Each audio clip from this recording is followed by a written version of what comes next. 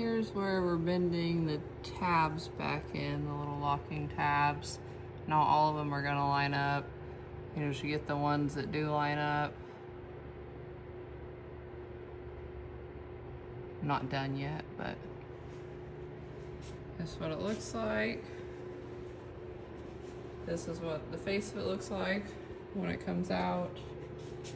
And this whole thing is a locking nut.